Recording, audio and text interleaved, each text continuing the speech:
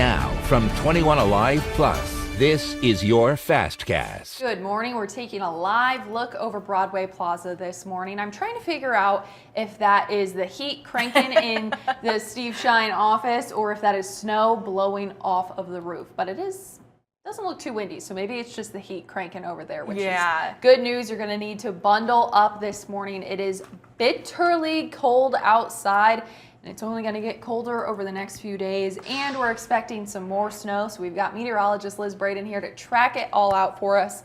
And Liz, the weather is keeping you busy over there. Yes, it is. I mean, this is nasty cold this morning, and it gets even colder next week. So I know you're excited about this. Here's a look at your wind chills right now. -12 in Fort Wayne, -12 in Paulding, -11 in Huntington, -8 right now in Angola, -12 in Wabash. There's already some 2-hour delays, especially for some of our rural districts. So you'll want to keep that in mind. We do have a running list on our website, 21alivenews.com, that you can always pay attention to.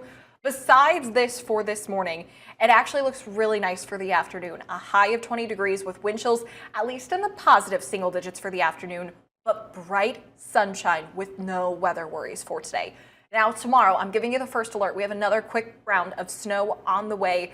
This comes in leading into and during the morning drive. We will be keeping an eye on this for your morning commute.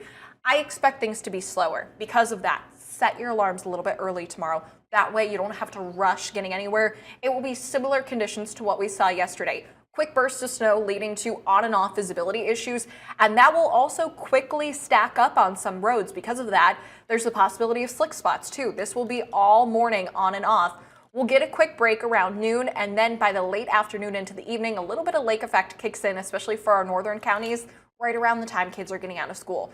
Generally about 1 to 1.5 inches of snow expected. This is a light, fluffy snow that really stacks up, especially the farther north you go.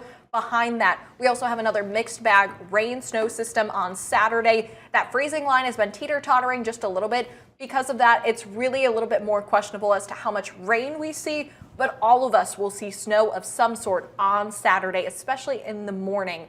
That rain makes a big difference, Jess, because how much rain we get will impact the current snow that we have, and it will melt it down before new snow comes in. So if we do that and we melt down a lot of this before the new snow comes in behind this system, that's actually going to help clean things up a little bit, make it look pretty similar to what we have right now. If we don't get a lot of rain, then that snowpack is going to add anything from 1 to 3 inches on top of what we already have. Okay, it's not very often that I hope and pray for rain. Yes. Sounds like I'm going to be hoping for that. All right, Liz, thanks so much.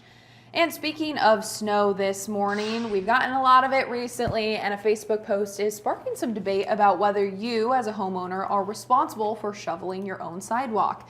Now, some say you don't need to, claiming it's the city's responsibility, or it's hard for the elderly or disabled, or if someone's out of town, that they may not be able to do it. But the city of Fort Wayne doesn't own the sidewalk, so a local ordinance states property owners are responsible for keeping ice and snow off of their own sidewalks.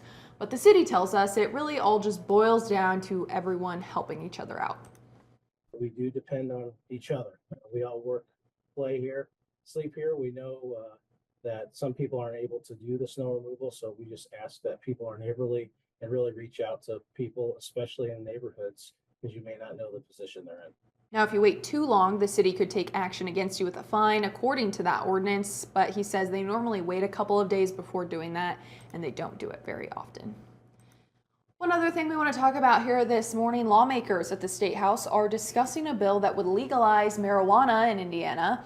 They're holding a press conference to talk about House Bill 1630. Now, that bill seeks to safely regulate marijuana here in Indiana for those ages 21 and up, just like it's done with alcohol.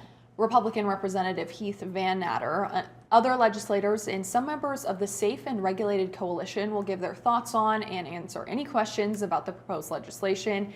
And that press conference is set for 10 this morning at the State House. Of course, something we'll continue to follow and keep you updated on.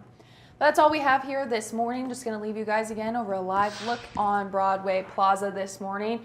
It's cold out there, but it doesn't seem like the roads are too badly affected this morning. Just make sure you bundle up as you head out the door. We hope you guys have a great Wednesday, and we're back here again tomorrow.